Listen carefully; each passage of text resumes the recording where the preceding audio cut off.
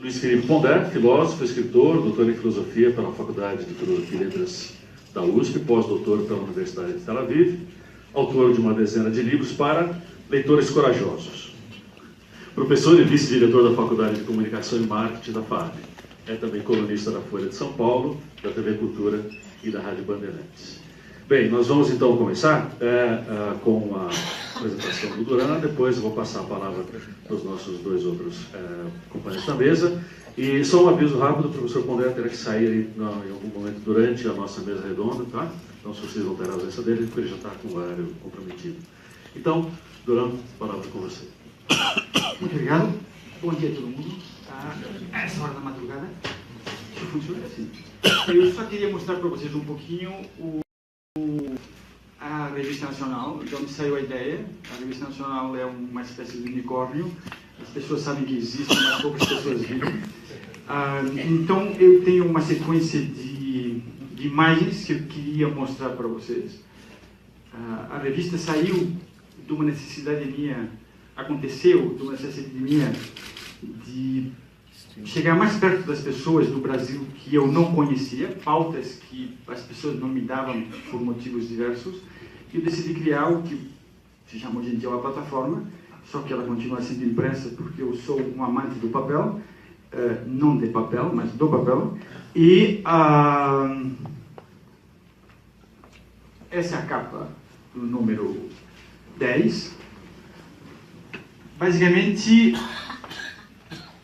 a revista começou faz 7 anos atrás. Ela é impressa pela Gráfica Ipsis. Todo mundo tem que ter alguém que acredita nas suas ideias. No caso de Fernando Ullmann, acredita nas minhas ideias. E começou de uma coisa de que eu estava fotografando na África e fazendo um livro sobre tribos na Etiópia. E de repente, no avião na volta, eu pensei que eu nunca tinha me dedicado especificamente ao Brasil. A partir desse momento, começou com personagens, com lugares, com pessoas, cantores. A revista tem um formato muito simples, ela não tem chamadas, não tem legendas, é apenas ou fotografia ou texto. E os textos são basicamente depoimentos, as aberturas podem ser variadas, mas os textos, 80% deles, são depoimentos. Durante uma época da minha vida, durante um ano, eu fotografei e fiz entrevistas para uma revista, e quando as matérias eram editadas, na fotografia, eu descobria a pessoa que eu tinha querido fotografar, mas nos textos eram editados e todos pareciam, eu não ouvia a pessoa falando. Então, através dos depoimentos, a gente grava, tira uma fita e deixa a pessoa, cada uma falar. Tem gente que fala muito ponto e a parte, tem pessoas que repetem. A gente deixa as pessoas falarem porque a gente quer ouvir as pessoas falarem. O princípio podem ser portfólios fotográficos. Isso daqui são 15 dias que eu passei dentro de um navio da Marinha Brasileira, um veleiro. 15 dias para ir desde Recife até Vitória. Pessoas, como a revista semestral, tem que ter sempre uma antecedência. Então, por exemplo, Bruna Viola, quando ninguém sabia que existia Bruna Viola, o sistema de abertura de Abre é mais ou menos o mesmo. Não facilitamos a vida para quem vê a revista, porque é quase um livro. Então, nesse caso aqui são os filósofos, que vocês reconhecem, e tem extremadamente texto, que é para as pessoas ouvirem e entenderem o que é que essas pessoas têm que falar.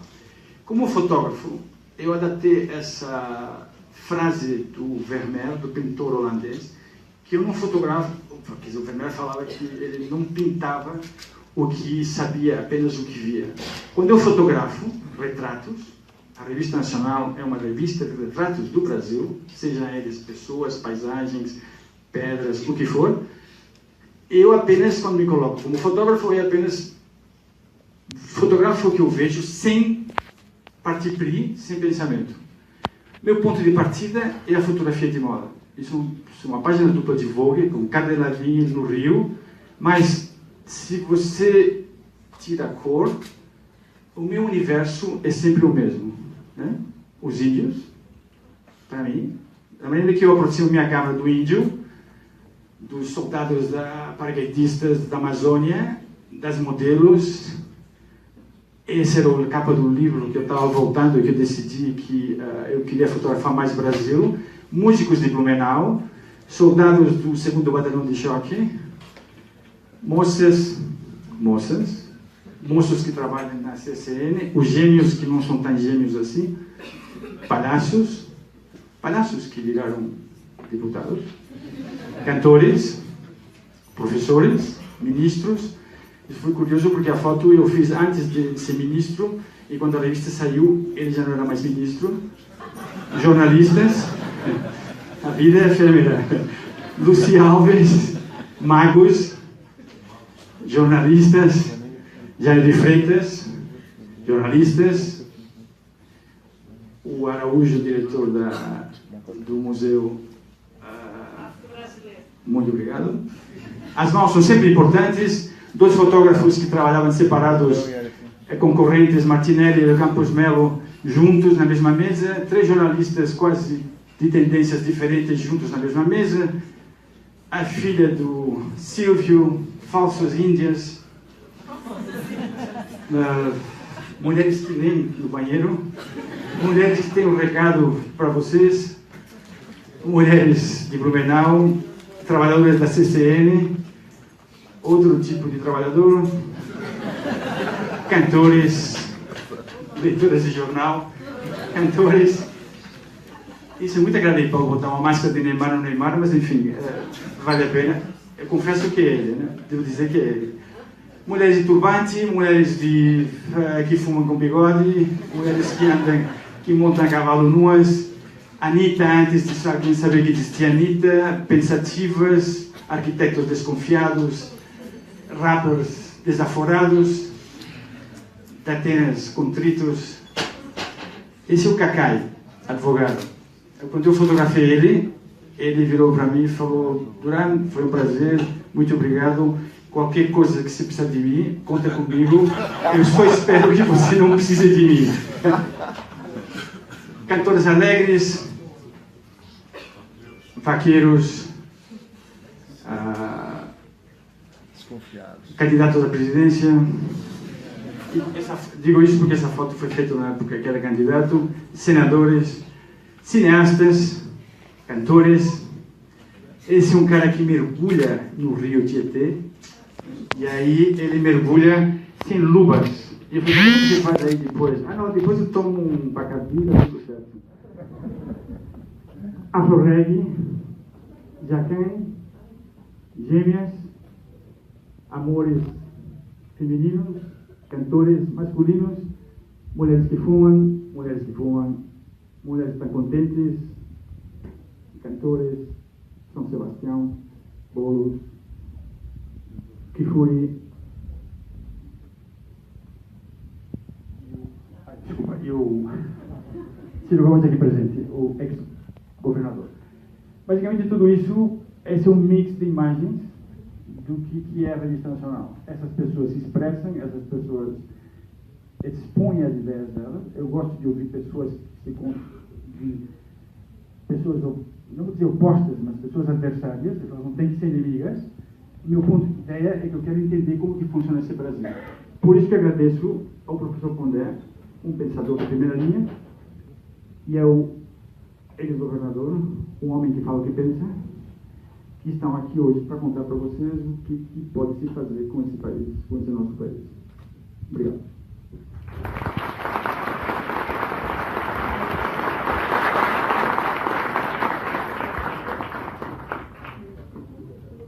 Então, dando sequência aqui a esse nosso encontro, eu vou passar a palavra para o professor Luiz Felipe Pondé. Depois das falas deles, aí o público vai poder participar com as suas perguntas, tá bom?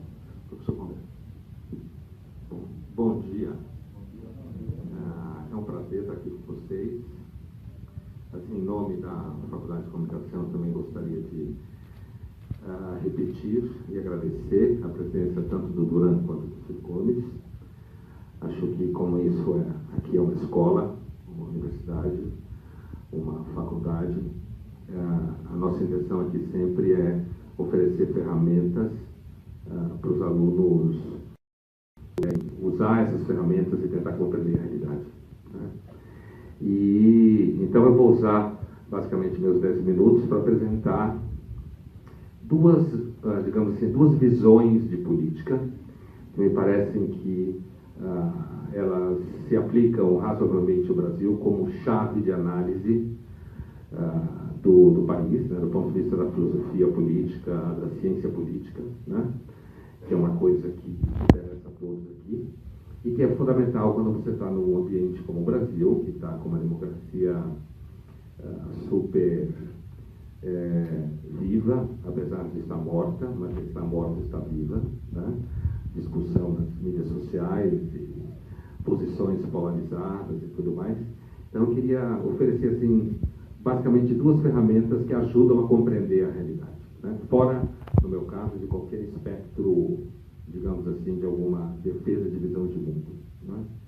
A primeira vem da filosofia e a segunda vem da ciência política mais empírica possível, né? A primeira da filosofia, ela é uma visão bastante recente, e a da ciência política empírica, ela é mais recente ainda. Uma pesquisa muito larga, feita nos Estados Unidos, com eleitores de vários tipos, e pesquisa essa que é bastante aplicável ao universo brasileiro. Eu acho que é muito importante, principalmente quando a gente entra em ano de eleição, como a gente vai entrar, ainda mais vindo de fatos traumáticos como a gente passou do ponto de vista institucional, apesar de que a vida cotidiana segue seu curso, né? O processo de escolamento da política institucional para a pessoa do dia a dia, né? Preocupada em sobreviver, ganhar salário, pagar conta e coisas assim. Mas eu acho importante que a gente olhe um pouco distanciado. A primeira é uma visão filosófico-política que diz que existiriam basicamente duas formas de se compreender política, né? Uma forma em que você vê a política como atividade irrestrita, né? Portanto, de alguma forma sem limite, e a outra que vê a política como atividade restrita. Na verdade, a visão irrestrita ou restrita não se aplica só à política, mas eu estou aplicando a política aqui. Na visão restrita, melhor dizendo, começando pela irrestrita, a visão irrestrita, que significa, portanto, sem limite, sem restrição, você tem uma concepção de política como uma prática de resolver problemas muito claros. Você parte do pressuposto de que o ser humano é um ser absolutamente moldável e transformável em todos os níveis, e de que ele é, portanto, passível de aperfeiçoamento, certo? Você pode ir aperfeiçoando ele a partir de instituições que vão tornando esses seres humanos cada vez mais justos, honestos, trabalhadores, ou seja, melhor, grosso modo. Essa visão, ela tende a achar que o problema do mundo são o modo que as instituições são organizadas, e que se os seres humanos forem adequadamente educados e adequadamente, entre aspas, manipulados, não no sentido da manipulação necessariamente negativa, eles serão formados de forma tal em que haverá um crescimento contínuo da sociedade e dessas pessoas. Nessa visão restrita, portanto, você tem implícita nela uma crença de que a sociedade e os homens são passíveis de aperfeiçoamento contínuo, uma vez que você identificar claramente os problemas, daí você fizer um projeto claro de transformação, e aí você vai chegar claramente a resultados não tão perfeitos, mas resultados cada vez mais ajustados.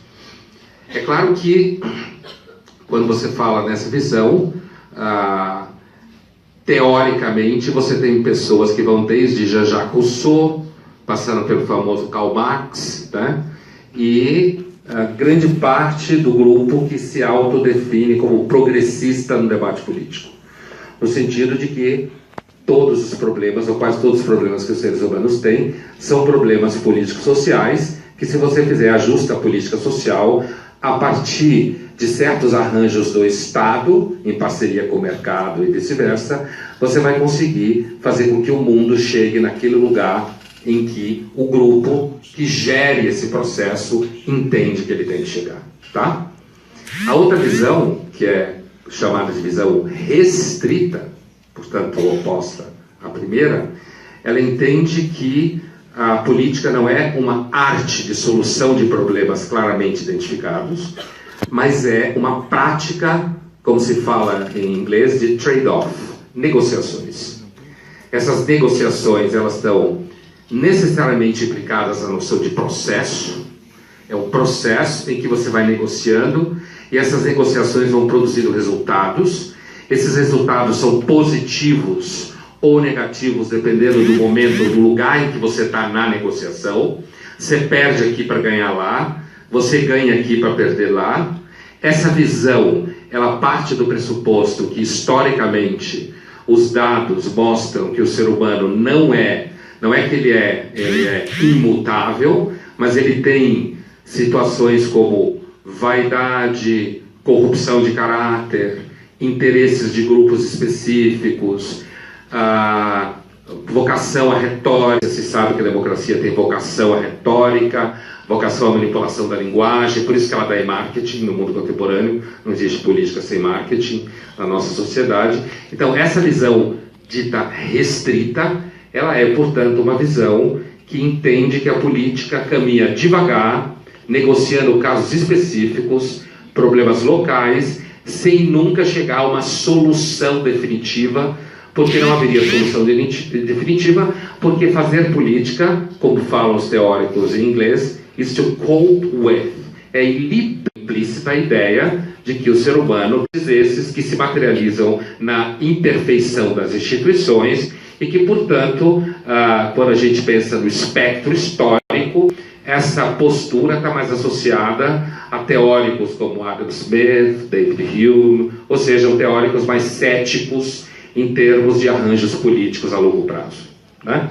Essas duas visões, elas são muito operacionais para você entender o debate político, entender certas posições que cada um se coloca e, por exemplo, perceber que há, por parte dos jovens, grande parte dos jovens, uma vocação natural a entender a política como arte irrestrita, com vocação à transformação total do mundo, porque, na verdade, a política, grosso modo, desde o final do século XVIII, ocupa o lugar de uma expectativa de salvação do mundo a partir de um certo encolhimento da religião, dessa forma. A outra visão, apresentando rapidamente, que é resultado de pesquisa empírica americana, ela mostra, depois os alunos que quiserem, eu posso dar indicações mais precisas, que eu não quero perder tempo com indicações bibliográficas, mas essa outra visão, essa pesquisa, ela mostra que, né, os eleitores normalmente não sabem quem votam, principalmente para legislativo, porque as pessoas no cotidiano não estão preocupadas com política. Quem se ocupa com política no cotidiano é ou político profissional ou grupos políticos organizados com plataformas e objetivos específicos, né? Ou professores, jornalistas, intelectuais em geral, mas, digamos assim, o ser humano, entre aspas, normal, que não faz parte de um desse grupo que eu citei, né? São pessoas que estão ocupadas com casamento, divórcio, câncer, ganhar dinheiro, inventário, né? E elas não têm tempo para a política. Então, a história de que as pessoas vão pesquisar um dia, provavelmente não, mesmo com as mídias sociais. Isso não acontece. Na verdade, as mídias sociais são uma plataforma com vocação populista, né? E elas, na verdade, as mídias sociais fazem eco daquilo que você já pensa. E quando as pessoas vão pesquisar, elas já vão pesquisar a partir de pressupostos que ela acredita. Então, ela não vai à pesquisa de candidatos para ver, teoricamente, quais seriam os melhores. Isso é um mito, né? Elas vão para reforçar e escolher candidatos que já alimentam a percepção que elas têm antes. Portanto, é um reforço, né? Outra coisa que essa teoria diz, ela se refere a Folk Theory of Democracy, né? Folk Theory of Democracy, que seria uma teoria em que se imagina, pessoas mais educadas votam melhor, o que não é verdade. As pessoas votam naquilo que elas acreditam ou naqueles candidatos que interessam a elas especificamente. Ela tem postdoc, PhD, mestrado ou ela mal saiba escrever, ela vota do mesmo jeito, voltada por interesses específicos, pragmáticos que ela tem, ou simplesmente identificação ideológica. Portanto, o objetivo dessa pesquisa, o que ela atinge, ela mostra que o mito da consciência política é um mito. O que se chama consciência política, na verdade, é você pensar do jeito que você acha que o mundo tem que ser, e quem não pensa como você pensa, no fundo, não tem consciência política. Portanto, eu queria apresentar um pouco esse olhar um tanto cético, mas que são ferramentas importantes para a gente tomar cuidado com o universo retórico, argumentativo, que a democracia tem vocação. Obrigado.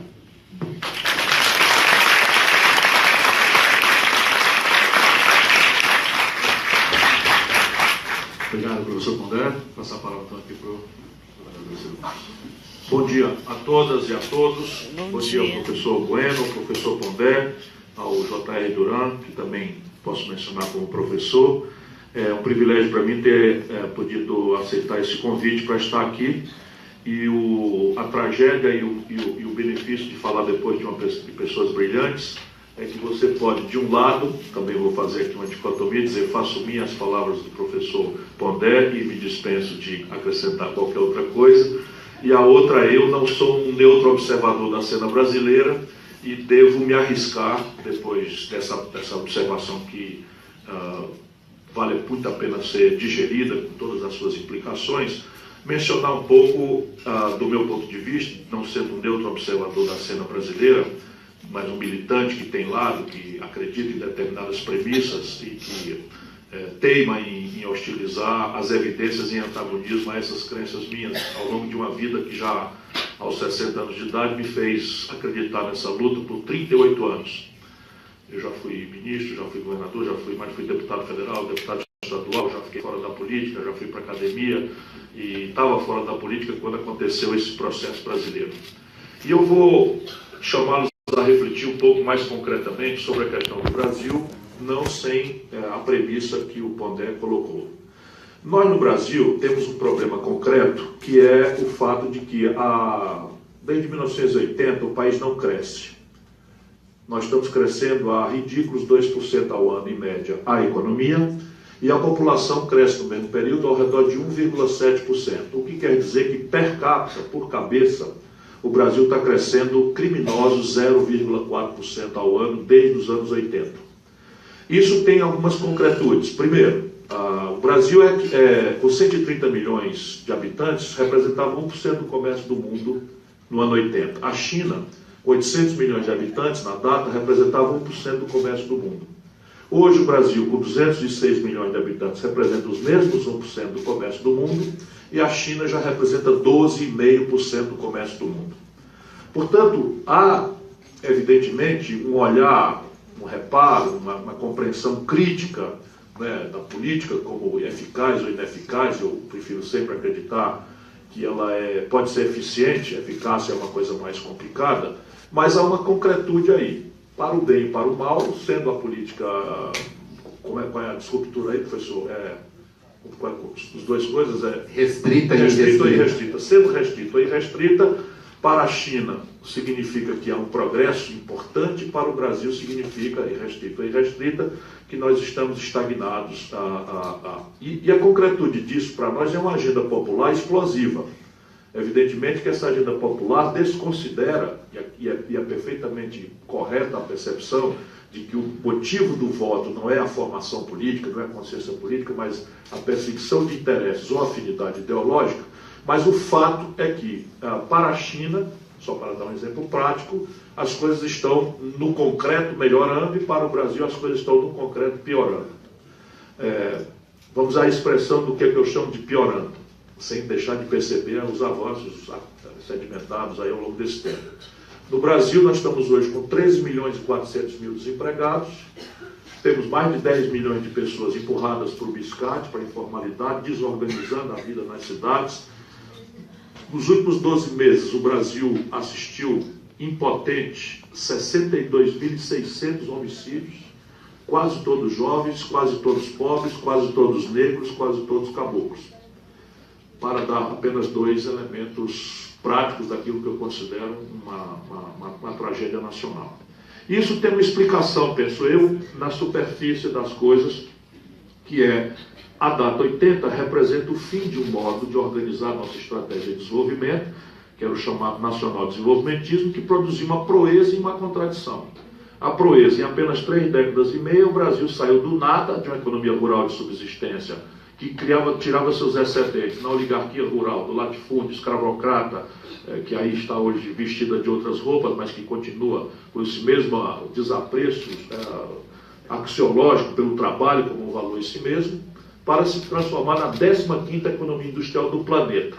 Portanto, não há um defeito genético na nação brasileira, porque nós somos capazes de protagonizar o mais sofisticado e veloz experimento de desenvolvimento industrial da história do capitalismo mundial, em 3 décadas e meia, que é nada sob o ponto de vista dos tempos históricos.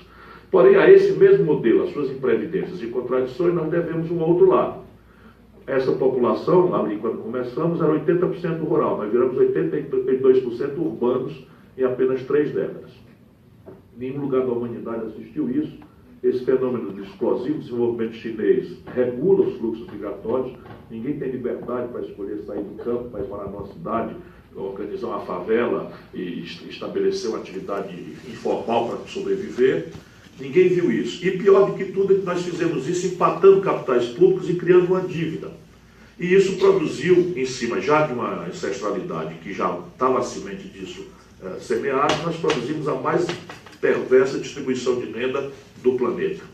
No Brasil, 6 pessoas, eu estou fazendo isso onde eu chego para ver se eu crio um escândalo. 6 pessoas, 1, 2, 3, 4, 5, 6 pessoas têm hoje fortuna equivalente à renda de 100 milhões de brasileiros. Nem no fundo da África tribal se encontra mais isso. 6 pessoas no Brasil têm fortuna equivalente à renda dos 100 milhões de brasileiros, que é quase metade da nossa população.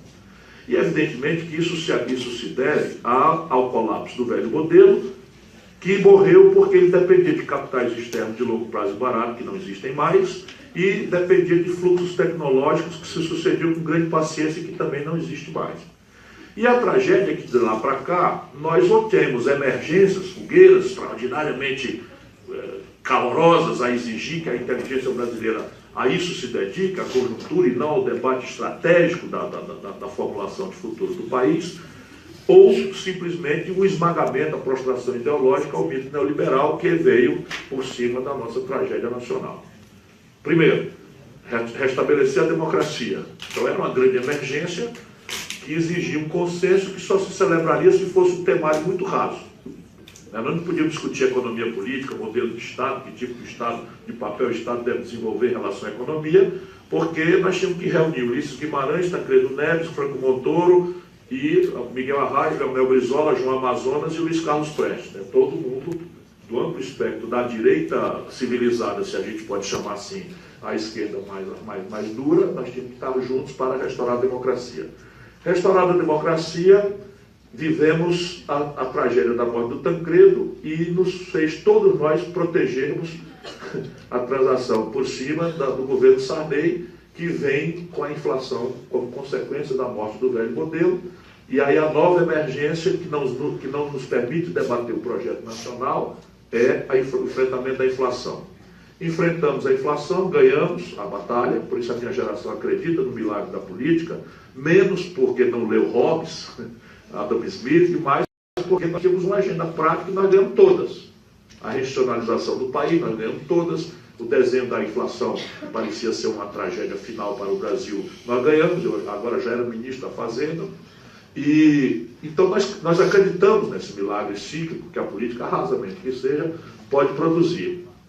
O fato é que ao cessarmos a inflação, nós demos ao Brasil uma nova, vamos dizer, civilidade ao processo político. E aí a nova tragédia brasileira é que o melhor da nossa política, da redemocratização, se esquece de pôr em debate uma estratégia nacional de desenvolvimento e surfa em ondas cíclicas insustentáveis de felicidade popular puxada por um consumo que não se sustenta.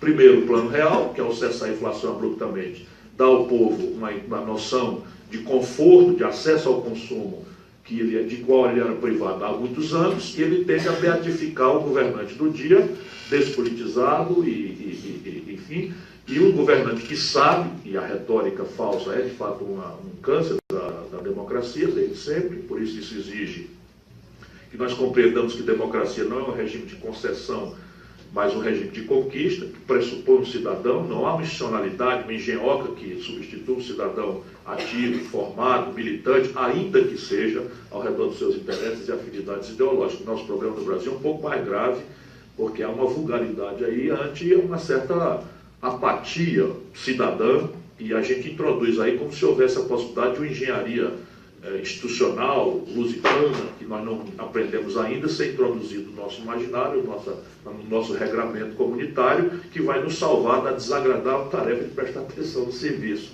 né? Na hora de votar e depois não se queixar que, enfim, olha aí o que está acontecendo no Brasil. Eu não estou falando de coisas estruturais e tal, estou falando de vulgaridades absolutamente chocantes, como a geração nova está tendo que assistir. E aí, em seguida, vem o Lula, por essa ruptura insustentável, o Brasil quebra, e com o Lula, pela taxa de câmbio inflado lá no céu, a gente pode explicar isso, e porque o Brasil viveu um ciclo de preços exorbitantemente altos dos nossos produtos tradicionais. Quando o Lula, por exemplo, entregou para Dilma, nós estávamos vendendo uma tonelada de minério de ferro exoticamente por $190. Quando a Dilma foi derrubada, a mesma tonelada estava sendo vendida por 38. Quando o Brasil, Lula entregou para Dilma, nós estávamos vendendo um barril de petróleo por 110. Quando a Dilma foi derrubada, nós estávamos vendendo o mesmo barril de petróleo por 30. E isso desfinancia ciclicamente o padrão de consumo que se consegue artificialmente, não é? E aí você tem a ruptura que tem a mesma cara. Desvaloriza a moeda, transfere para os preços relativos, há um cenário de inflação aparente e o governo atira taxa de juros que cria uma estagnação econômica que explica os 2% de crescimento econômico ao ano e que explica porque nós estamos parados no país. Estes diagnósticos, sendo verdade, nos traz ao tempo presente. O Brasil está proibido de crescer por 3 concretudes e uma questão estratégica. 3 concretudes. A primeira, o excessivo endividamento das famílias e das empresas. Hoje há 40 milhões de brasileiros negativados no SPC. E nenhuma empresa de capital aberto no Brasil, cujos balanços são públicos, fez caixa no último semestre para enfrentar a parcela vencida dos seus débitos com os bancos. O governo quebrou. Hoje, nos últimos 12 meses, tem um buraco de 179 bilhões de reais em contas primárias. Faltam mais 482 da parte que vence da dívida nos próximos 12 meses. Quebrou. E terceiro, qualquer brincadeira de crescimento, nós apresentamos um desequilíbrio na conta do Brasil com o estrangeiro. Portanto, antes da gente discutir, né, a questão funda, né, da utilidade da política em tempos de internet e tal, o Brasil pode sim remover alguns obstáculos caricatos. E isso impõe a necessidade de que a gente reordene as energias do país ao redor de um projeto nacional de desenvolvimento. E isso aqui não são palavras ao vento. Projeto supõe planejamento, objetivo, metas, prazos, supervisão, avaliação, controle e, portanto, um conflito ideológico ancestral. Nacional é outro conflito, porque o nosso modo de vida é referido a um padrão de consumo, que nós não temos a arte para empreender, nós não sabemos fazer celular, não sabemos fazer carro, não sabemos fazer química fina, não sabemos fazer computador, não sabemos fazer eletroeletrônica e alimentamos a ilusão de que vamos pagar o nosso modo moderno de consumo, ao qual imprudentemente referimos a nossa própria felicidade, com minério de ferro, soja, milho e petróleo bruto. Não, essa conta não fecha. Né? E, portanto, de desenvolvimento, porque o país não tem a opção de crescer na medida em que hoje prevalece sobre os interesses da produção e do trabalho a especulação financeira.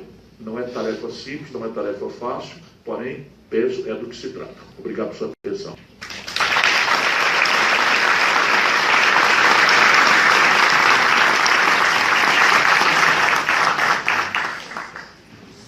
Muito bem, antes de abrir para a participação do nosso público, queria saber do Duran, do Sr. Gomes, quem gostaria de um breve diálogo entre vocês?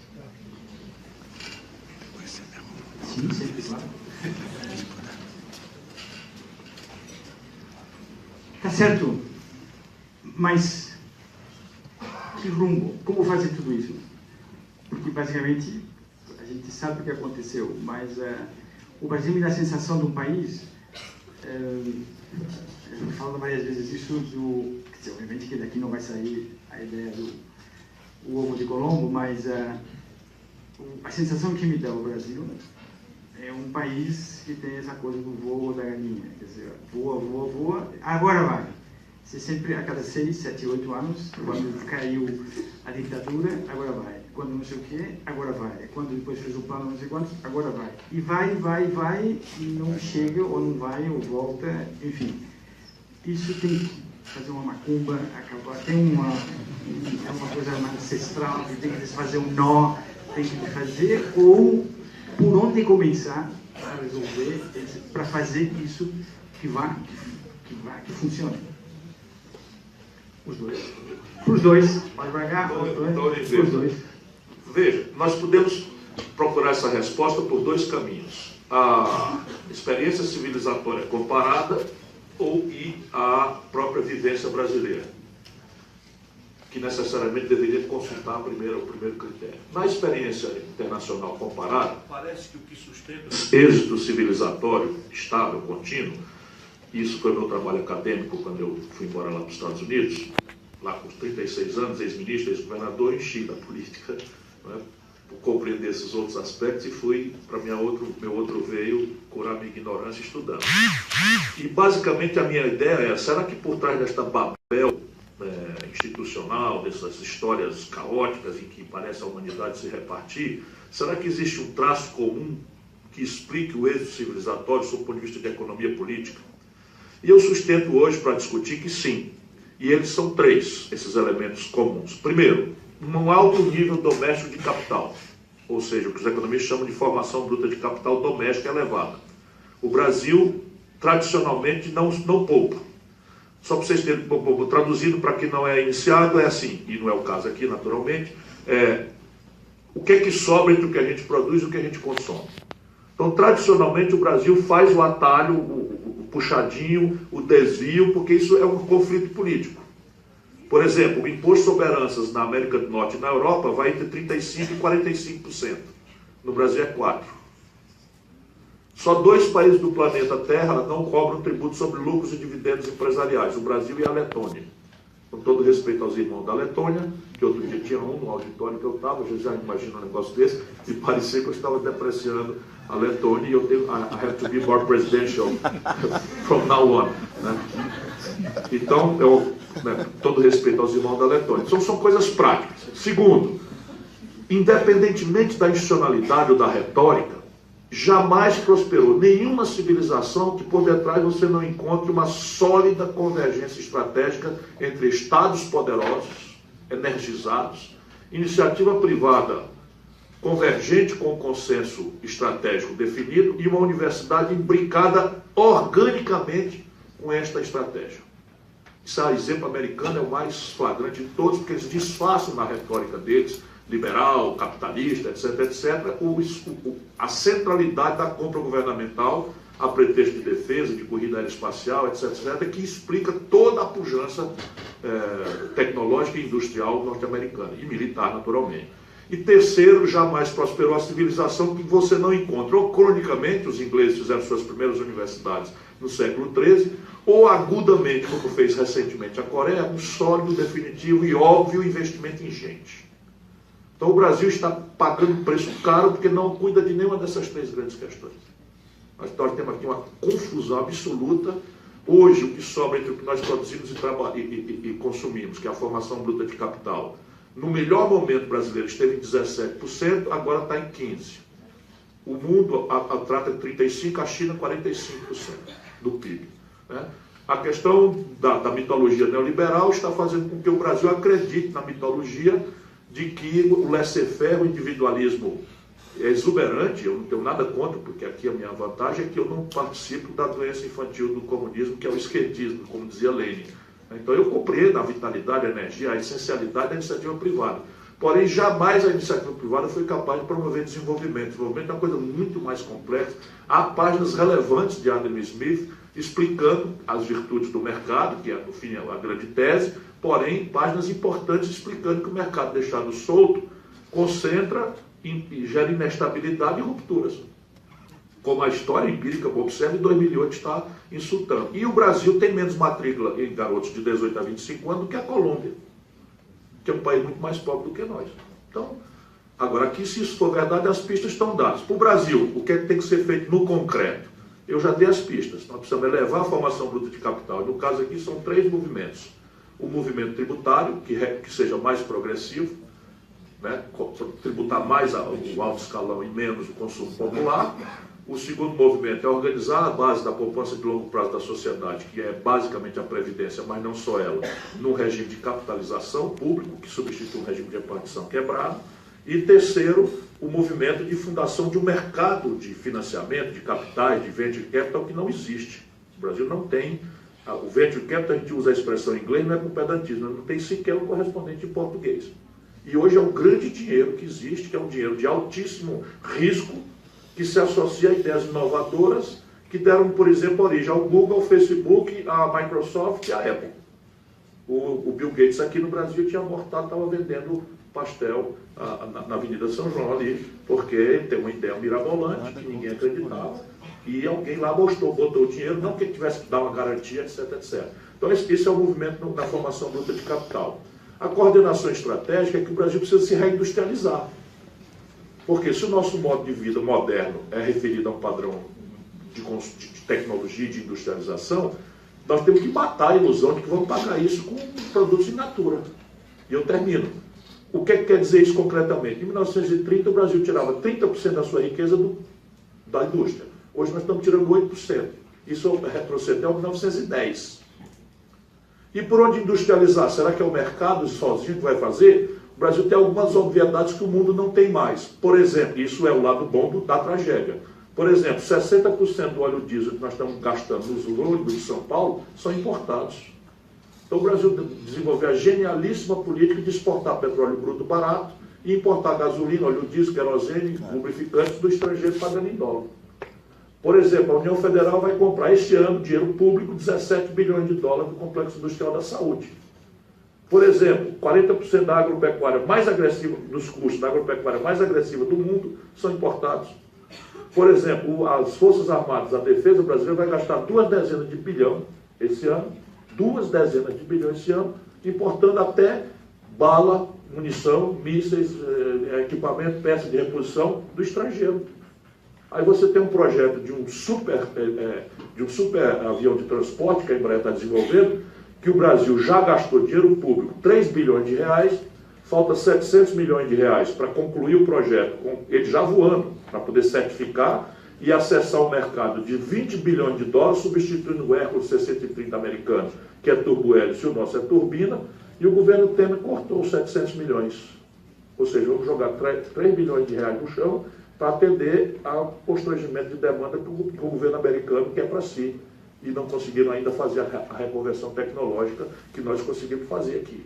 Ou seja, aí estão as caricaturas e as pistas do que o Brasil tem que fazer e pode fazer. Bom, eu só acrescentaria o seguinte, acho que dentro do espírito que eu falava no começo, para mim, eu não acho que existe uma clareza tão grande assim sobre o modelo de sociedade, nem o modelo, acho que faz parte justamente da democracia, um nível alto de argumentação e uma tendência a você enquadrar a realidade numa certa narrativa, né? Não há dúvida que existe muita literatura e muita experiência histórica que associa Estado e mercado, né? Assim como no caso do Adam Smith, por exemplo, que apontou grandes riscos no enriquecimento, no que ele chamava mesmo de uma certa degeneração moral. Assim como no caso da China, você tem uma associação muito interessante entre o Estado autoritário e o mercado de consumo. Assim como no caso do Lenin, e desde ele, passando por Stalin até Trotsky, movidos por uma percepção de organização da sociedade, a partir de uma percepção teórica de como o mundo deve ser, levaram a cabo um dos maiores massacres históricos que a gente conhece. Então, com isso eu quero dizer o seguinte, a pergunta do Durão, o que fazer, você falou até de uma macumba, né?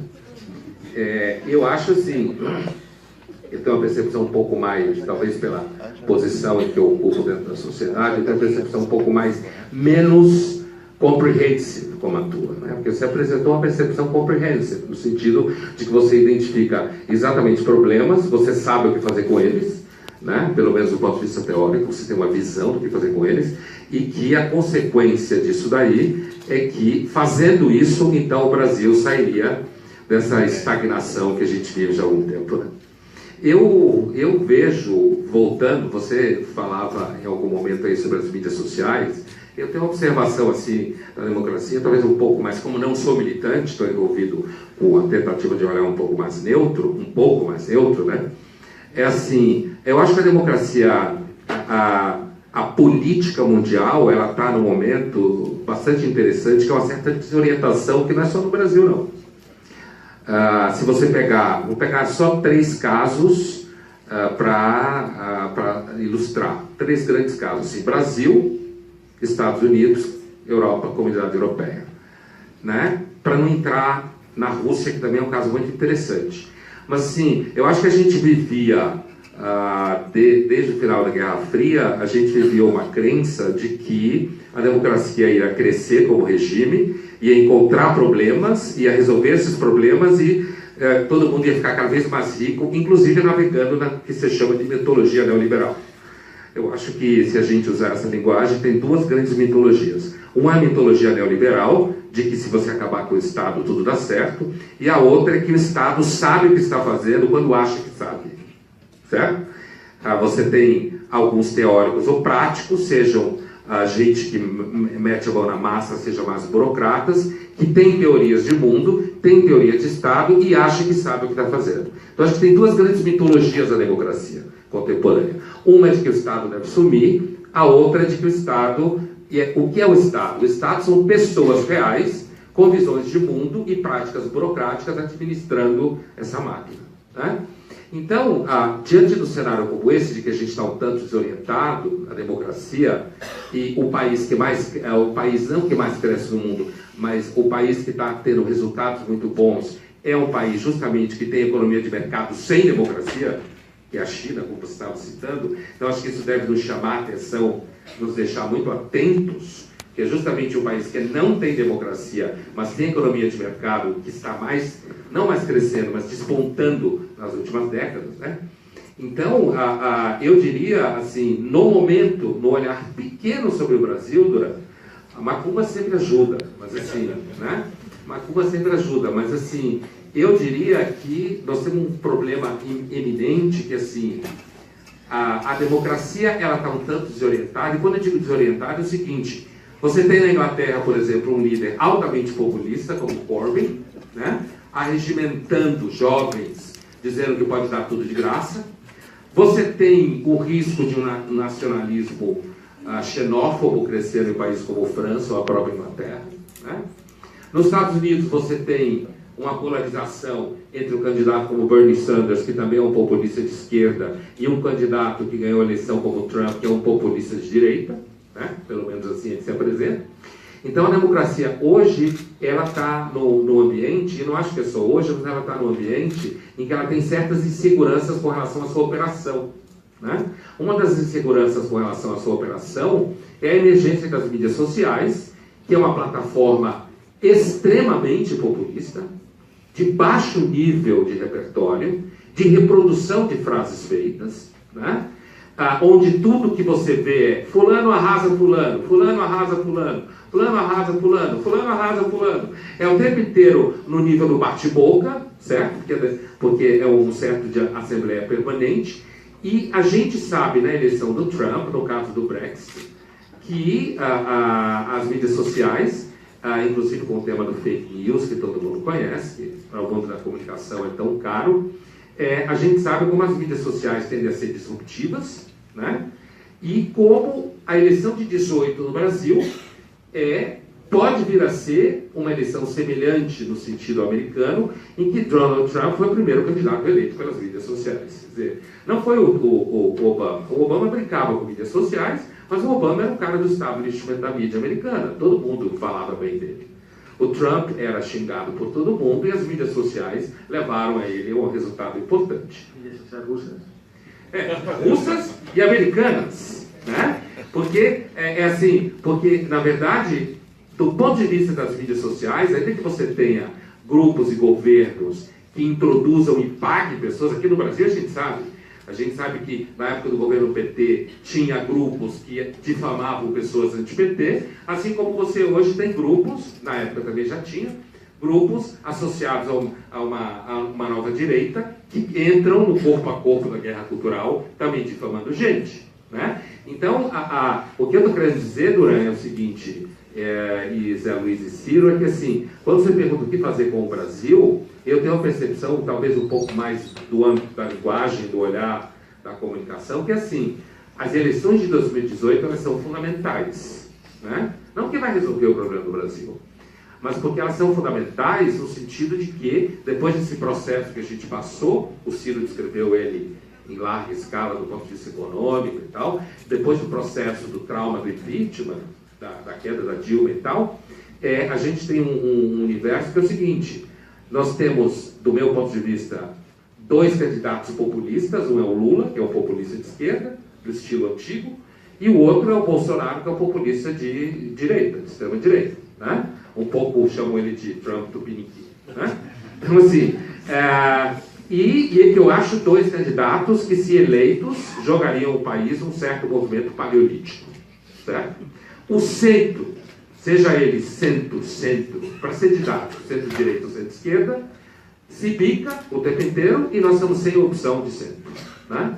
Nem se você entender como centro-esquerda, centro-direita ou centro, quando eu digo sem opção, é sem nenhuma figura que claramente esteja no processo de diminuir a polarização entre Lula e Bolsonaro. Isso que eu estou chamando que não existe. É claro que existem vários nomes, mas ainda não existe nenhum nome que, num certo universo, apareça como interessante, que possa nos livrar dos 2 populismos. Né? Eu imagino que você esteja como possível, eu sei, mas você é um dos nomes que está aí no menu. Né? Se brincando, exatamente isso. Está aí se brincando. Então, eu acho que o importante agora, no momento que a gente está no Brasil, seria dar atenção à eleição de 2018, olhar quem são os nomes, né? Prestar atenção nos históricos dessas pessoas, certo? Agora, para terminar, lembra o que eu falava no começo. Um dos detalhes dessa pesquisa muito empírica, muito importante, é que as pessoas não têm tempo de fazer isso, certo? Quem faz isso é normalmente robô nas mídias sociais, até robôs, certo? Ou pessoas que ganham a vida para fazer isso. Então a tendência é que as mídias sociais também são colonizadas pelos mesmos tipos de processos que os antigos processos políticos eram colonizados, né? Então, assim, o que eu estou dizendo me parece que tem uma agenda imediata que é a atenção à eleição de 18. Eu, pessoalmente, acho que essa parafernália atual, tira tema, bota tema, tira tema, bota tema, para mim já encheu o saco, e para mim nós estamos nos 44 minutos do segundo tempo, isso daí já foi, né? O importante é pensar como é que vai se organizar 2018 em termos de opções políticas. E não ficar discutindo se vai tirar o Temer aos 45 minutos do segundo tempo, como se isso fosse uma grande prova de civilidade e honestidade e ética e o cacete a 4, certo? É isso. Obrigado. E vamos criar galinha. Podemos criar gado também, tem gente por aí criando gado. Tem assim. Aliás, quem tiver perguntas, só pedir aí o pessoal da os papéis para vocês mandarem por escrito, tá? Então, tem aqui uma colocação, e eu acho que ela é bem interessante em 2 aspectos. Ela diz o seguinte, da Jocelyn Harari. A pergunta diz assim: fruição é relativa à educação. Ela se desenvolve ou não com a experiência visual? Tem uma parte que eu acho que é bastante própria, se o quiser comentar, claro, né? Se a fruição é relativa à educação. Fruição. Ela se desenvolve ou não com a experiência visual? Então, vou passar para você, Duran, mas eu gostaria só de puxar esse ganchinho aqui, dessa palavra mágica, né, chamada educação, que o Ciro Gomes falou a respeito dela, o Pondé, ela também sempre toca nisso aqui, o quanto se pode esperar, e aí eu incluiria os 2, né, o quanto se pode esperar em relação à educação. A gente coloca muita esperança e coloca muito peso sobre a educação, mas me parece que é colocar responsabilidade demais sobre um elemento só da formação do cidadão, do indivíduo, no país, né? Talvez haja outros elementos que poderiam ser colocados aí nesse embate. Coloco para os Eu vou pedir para falar rapidamente, porque eu tenho que ir segundas-feiras de manhã, eu trabalho no PIS, eu estou aqui roubando do jogo hoje, né? Os alunos sabem que eu nunca estou segunda-feira de manhã na FAAP. Só para dizer uma palavra sobre isso. Eu concordo, Zé Luiz, que se põe muita expectativa em cima da educação, né? Tem até gente que tem esperança de que a educação ensine os jovens a se sentir melhor na vida. Lidar bem com seus sentimentos. Eu não conheço ninguém que lida bem com sentimentos, são os seus mentirosos, né? Sentimentos é justamente uma coisa que enlouquece você. E com isso o que eu quero dizer é o seguinte, é que eu acredito que se a gente diminuísse as expectativas, né, o que o Ciro falava sobre educação, o caso da Coreia do Sul e tudo mais, quer dizer, na formação técnica, inclusive, das pessoas, né? Às vezes a universidade, as ciências humanas, fica um pouco distante dos problemas reais, às vezes quase correndo o risco de ficar irrelevantes, porque fica discutindo, por exemplo, os nomes dos banheiros, sabe, coisas assim, se o banheiro tem que ser assim, o banheiro tem que ser assado, quando na verdade a gente não tem gente que fabrica computador, para usar o seu exemplo. Então, assim, eu acho que seria, na minha opinião, seria uma diminuição da expectativa sobre a educação, uma diminuição da ideia de que a educação tem que formar o cidadão. O cidadão é formado por várias formas, inclusive que a gente nem sabe quais todas, mas se a gente conseguisse fazer um plano um pouco mais objetivo, que reunisse formação técnica em larga escala, certo? E reunisse as humanidades, um pouco como fala o reitor de Harvard, porque as humanidades são aquelas que movem as questões. E eu encerro contando uma história de um cientista Wilson, Eduardo Wilson, que ele diz assim, se chegasse aqui uma raça de ETs muito avançadas, para quem a nossa ciência fosse um lixo, a gente só teria uma coisa de interessante a oferecer a eles, o que a gente conhece de humanidades. Porque isso aqui fala justamente quem nós somos, nossas expectativas e os nossos anseios e os nossos medos. Então, eu acredito que, grosso modo, uma sólida formação clássica para formar repertório, né? E sair desses debates, que eu vou usar uma expressão em francês, pentelhos, certo? Vou usar francês. Esses debates pentelhos que jogam o indivíduo, ou ele é isso ou ele é aquilo, ou ele está aqui ou ele está ali, ou ele é de direita ou ele é de esquerda, ou ele é assim ou ele é assado. E, por outro lado, uma formação técnica sólida, em grande parte, para grande parte dos jovens. Eu agradeço, infelizmente eu tenho que ir, eu já estou atrasado no compromisso semanal de segunda-feira. Foi um prazer estar aqui com vocês. Agradeço ao Ciro, ao colega Zé Luiz, à FAAP e ao Duran, que criou isso tudo, certo, com a revista. Foi muito bom estar com você, Duran, fazer o ensaio. Foi um prazer e até breve. Muito obrigado.